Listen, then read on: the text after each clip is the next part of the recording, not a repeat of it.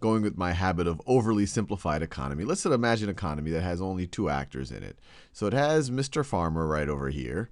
Do my best to draw the farmer. Maybe he has a mustache of some kind. So it has Mr. Farmer right over here. He's got a hat on. So it has Mr. Farmer. So that is the farmer in this economy. And then let's say we also have a builder. So this economy, they're producing two things. They're producing food, and this builder can help maintain stuff. So maybe he has a lot more. Maybe this is the builder right over here. So this is Mr. Builder.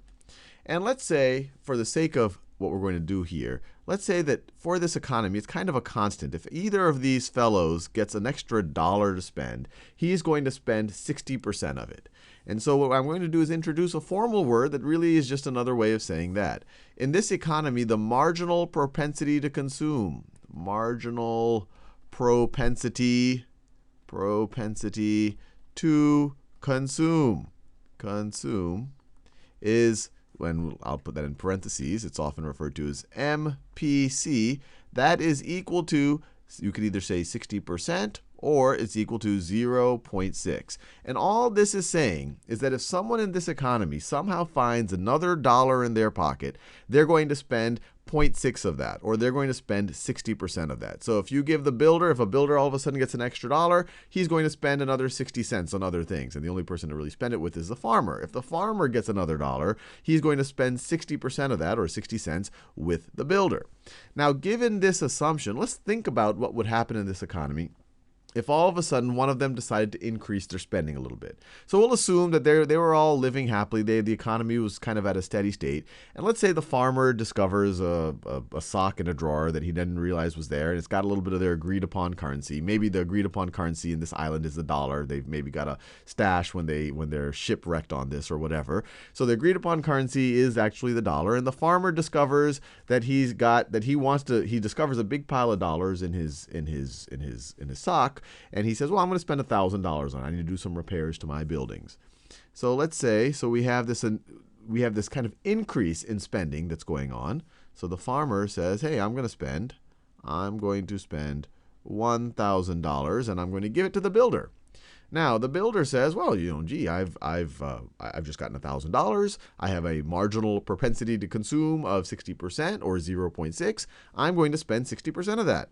So he's going to spend, and the only person he can spend it with is the farmer. He's going to spend 60% times $1,000, which is equal to $600.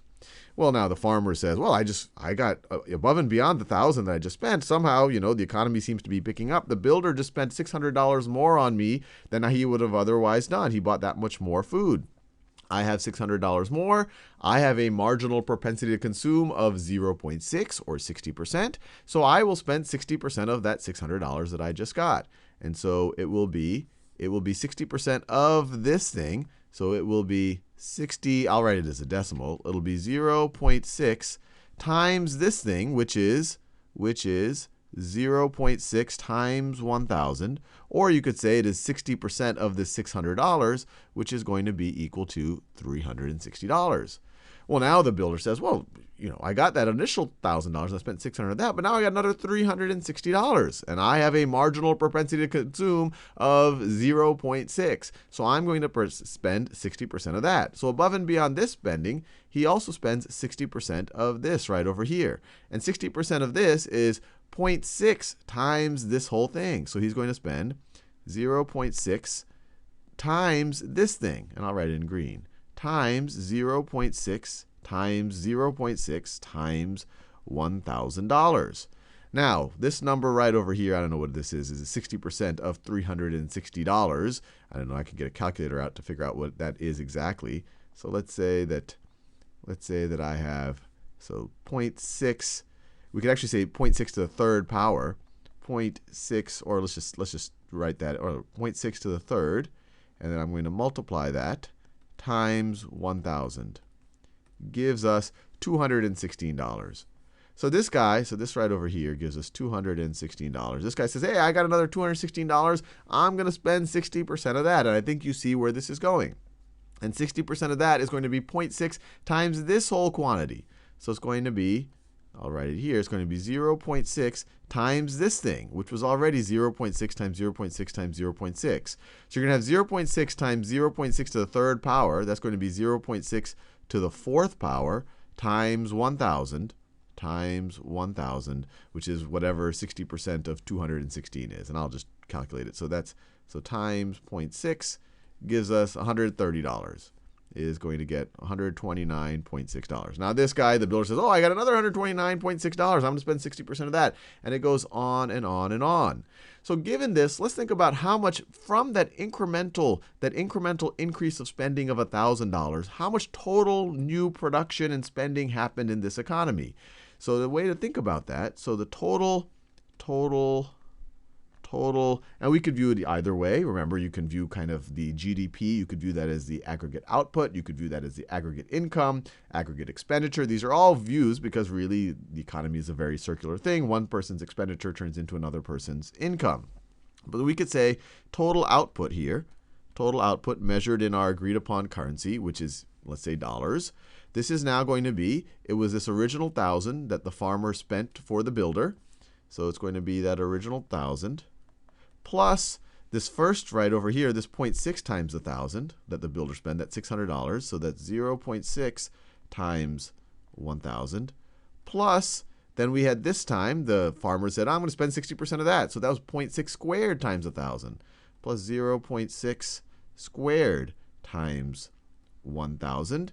And then this guy said, oh, I'm going to spend 60% of that now that I got that 0.6 squared times 1,000. So that he's going to take 60% of that and spend it. And that gave us that 0.6 to the third power times 1,000 plus 0.6 to the third power times 1,000. And then the last one we did, it would keep going on and on forever, theoretically, is you're going to have the 0.6, is you're going to have plus 0.6 to the fourth power times 1,000. And then this would keep going on and on forever. We could then would be plus 0.6 to the fifth power times 1,000 plus 0.6 to the sixth power, keep going on and on forever. And the one way, one of the fascinating things about mathematics, and maybe the next video I'll reprove this, I've proven this in multiple playlists, is that you can actually sum up, because this value right over here is less than 1, this actually ends up being a finite sum. You can actually take this infinite sum and get a finite number. So just to simplify this, the total output from that's kind of sparked by that original $1,000, we can factor out the 1,000. I'll do this in a new color. So we can factor out the 1,000, and we are left with, well, if you factor out 1,000 there, you get 1 plus 0.6 plus 0.6 squared plus 0.6 to the third power plus 0.6 to the fourth power, and it goes on and on and on. And in the next video, maybe I'll prove it just for fun. But this right over here, it's an infinite sum of a geometric series. And this will actually simplify to, this right here simplifies to, I'll do it in the same green color, as 1 over 1 minus 0.6. So whatever this number is right over here, it'll be 1 minus 1 over that. And so in this case, this would be equal to 1 over 0.4. And 0.4 is 2/5, so this is equal to 1 over 2/5, which is equal to 5/2. So your total output is going to be equal to 1,000 times 5/2, or this is the same thing as equal to 1,000 times 2.5, which is equal to 2,500.